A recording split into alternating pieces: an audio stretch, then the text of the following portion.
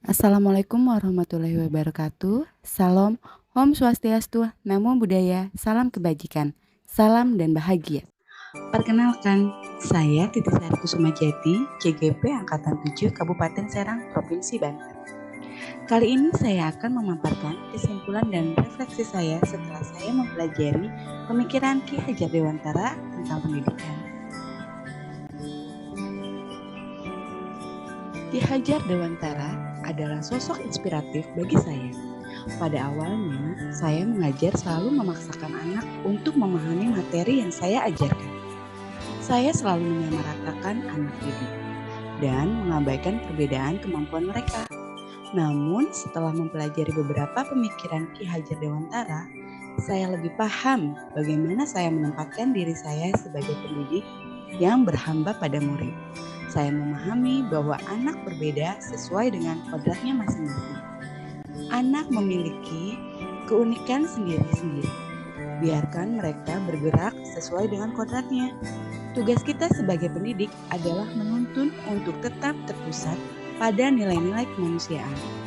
Bisa saja seorang anak tidak ahli dalam pelajaran fisika, namun ia sangat ahli di bidang seni. Jadi, sebagai seorang pendidik, kita hanya perlu mengarahkan dan menguatkan kodratnya. Lantas, siapakah Ki Hajar Dewantara yang dapat merubah pemikiran saya? Nah, ini dia Ki Hajar Dewantara, sosok inspiratif bagi saya. Ki Hajar Dewantara lahir pada tanggal 2 Mei 1889 di Yogyakarta dengan nama Raden Mas Suwardi Suryaningrat, yang kemudian tanggal 2 Mei diperingati sebagai Hari Pendidikan Nasional. Beliau merupakan salah satu tokoh pejuang pendidikan di Indonesia. Beliau menggunakan pendidikan sebagai alat untuk melawan penjajah. Beliau merupakan Menteri Pendidikan pertama di Indonesia yang memberikan semboyan kepada pendidikan Indonesia, yaitu Ingarso Sungtulodo, Imadio Manguntarso, dan Tuturi Handayani. Ki Hajar Dewantara telah menciptakan beberapa pemikiran-pemikiran luar biasa dalam dunia pendidikan Indonesia. Di antaranya yaitu memberikan pengertian tentang pendidikan dan pengajaran, bahwa pengajaran merupakan proses pendidikan dalam memberi ilmu atau berfaedah untuk kecakapan hidup anak secara lahir dan batin. Sedangkan pendidikan memberi tuntunan terhadap segala kekuatan kodrat yang dimiliki anak agar ia mampu mencapai keselamatan dan kebahagiaan yang setinggi-tingginya, baik sebagai seorang manusia maupun sebagai anggota masyarakat. Perumpamaan pendidikan adalah penyemaian benih.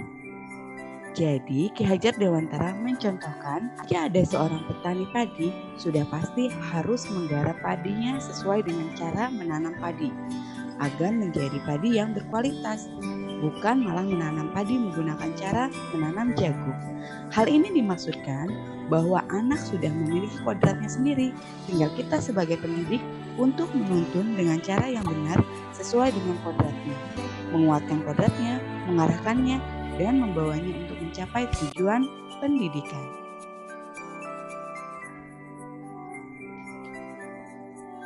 Peran pendidik. Anak hidup dan tumbuh menurut kodratnya sendiri. Kaum pendidik hanya dapat menuntun tumbuh dan hidupnya kekuatan-kekuatan itu agar dapat memperbaiki laku hidup dan tumbuhnya. Jadi sebagai seorang pendidik, kita hanya menuntun, membimbing, mengarahkan kodrat-kodrat anak agar anak-anak dapat memilih kodrat-kodrat yang baik dan mensamarkan kodrat-kodrat yang buruk, sehingga yang timbul adalah kodrat-kodrat baiknya. Kodrat anak adalah merdeka dan bermain. Anak-anak memiliki keunikan masing-masing. Biarkan mereka bergerak sesuai dengan kodratnya, namun tetap terpusat pada nilai-nilai kemanusiaan. Jadi, memang anak-anak memiliki keunikan masing-masing. Kita sebagai pendidik membiarkan mereka bergerak sesuai dengan fitrahnya, sesuai dengan kodratnya, namun tetap kita harus membimbing dan mengarahkan agar tetap terpusat pada nilai-nilai kemanusiaan dalam pendidikan. Bukan berarti kita melepas begitu saja mereka, namun kita harus terus memperhatikan mereka supaya mereka tidak keluar jalur, supaya mereka tetap di sumbu yang sama, terpusat pada pusat yang sama, yaitu nilai-nilai kemanusiaan. 3 kerangka keseluruhan pemikiran Ki Hajar Dewantara. Yang pertama, kodrat keadaan. Kedua, asas trikon. Ketiga, budi pekerti. Kodrat keadaan terbagi menjadi 2, yaitu kodrat alam dan zaman. Keadaan alam adalah salah satu faktor yang membentuk kebiasaan masyarakat. Alam bisa saja sama, namun tidak akan sama dari waktu ke waktu, sehingga keadaan zaman pun dapat menjadi pengaruh kebiasaan masyarakat. Nah, kodrat alam dan kodrat zaman di sini dapat berubah-ubah sesuai dengan keadaannya, sehingga pendidikan pun dapat berubah-ubah sesuai dengan kodrat alam dan kodrat zaman, karena pendidikan bersifat dinamis. Asas trikon. Ada 3 asas trikon. Yang pertama, kontinuitas. Kontinuitas berarti bergerak namun tidak lupa akan akar nilai-nilai budaya. Konvergensi artinya adalah harus menuju pada satu titik, yaitu nilai kemanusiaan, bahwa pendidikan harus menguatkan nilai kemanusiaan. Konsentris, walaupun menuju pada sumbu yang sama, namun tetap menghargai keragaman yang ada. Karena pendidikan itu memerdekakan, biarkan masing-masing beredar sesuai dengan keunikannya. Nah, kesimpulannya dari asas trikon adalah anak-anak pada dasarnya memiliki keunikannya masing-masing. Membiarkan mereka bergerak sesuai kodratnya, namun tetap menuntunnya kepada nilai-nilai kebudayaan dan nilai kemanusiaan adalah tugas kita sebagai pendidik yang sesuai dengan pemikiran Ki Hajar Dewantara. Selanjutnya adalah budi pekerti. Budi pekerti terdiri dari kata budi dan pekerti. Budi adalah cipta, rasa, dan karsa. Cipta berarti pikiran atau kognitif. Yang berarti di sini peserta didik kita tuntun untuk mempertajam pikirannya. Kemudian rasa. Rasa di sini kita menuntun untuk menghaluskan rasa. Dan karsa adalah untuk memperkuat kemauan. Kemudian yang terakhir adalah pekerti. Pekerti berarti raga, menyehatkan jasmaninya. Nah, menerapkan pendidikan yang seimbang, maka tumbuh kembang anak secara holistik akan menghasilkan insan yang penuh kebijaksanaan. Jadi, budi dan pekerti itu harus diseimbangkan. Selanjutnya adalah semboyan Ki Hajar Dewantara. Ingarso Suntulodo, Imadyo Mangunkarso, Tuturi Handayani.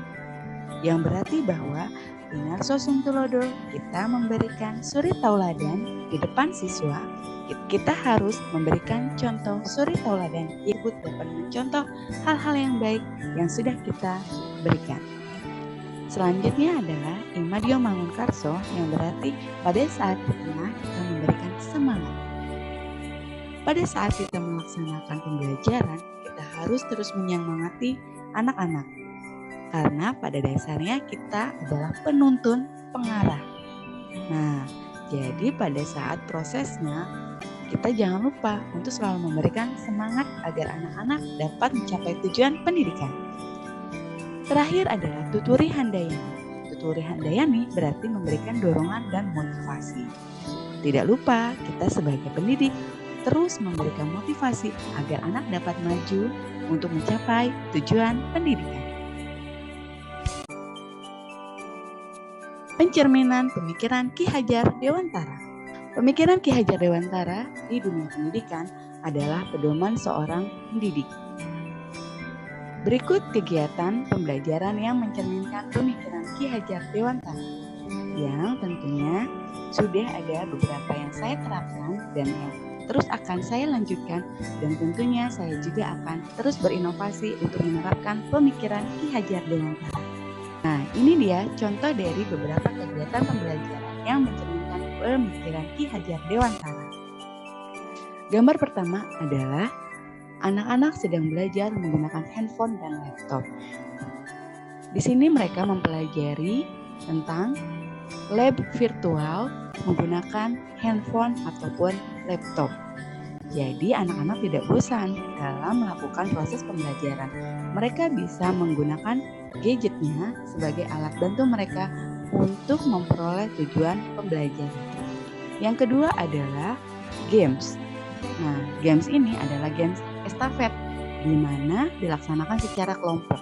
Mereka mendiskusikan satu persoalan yang sudah diberikan, kemudian saling bergantian satu sama lain untuk menjawab pertanyaan-pertanyaan yang sudah disodorkan dalam games estafet tersebut.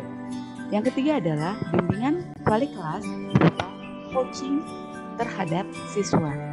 Jadi, siswa di sini dipanggil satu persatu untuk ditelaah minat dan bakatnya, kemudian bagaimana tentang permasalahan-permasalahan yang dihadapi dalam proses pembelajaran di sekolah. Itu dia beberapa contoh yang sudah diterapkan dan tentunya akan terus dikembangkan. Kesimpulannya adalah Ki Hajar Dewantara adalah salah satu tokoh pejuang pendidikan Indonesia yang sangat berjasa dengan beberapa pemikirannya tentang pendidikan, sehingga mampu melakukan perubahan terhadap pendidikan di Indonesia. Sudah sepatutnya lah kita sebagai pendidik mengikuti jejak beliau dengan menginterpretasikan dan mengimplementasikan pemikiran Ki Hajar Dewantara dalam diri kita untuk menjadi agen perubahan seperti Ki Hajar Dewantara yang dapat merubah pendidikan Indonesia menjadi lebih baik. Ada kutipan dari Ki Hajar Dewantara, dengan adanya budi pekerti, tiap-tiap manusia berdiri sebagai manusia merdeka yang dapat memerintah atau menguasai diri sendiri. Inilah manusia beradab dan itulah maksud dan tujuan pendidikan dalam garis besarnya. Terima kasih atas perhatiannya, kurang lebihnya mohon maaf. Wassalamualaikum warahmatullahi wabarakatuh. Salam dan bahagia.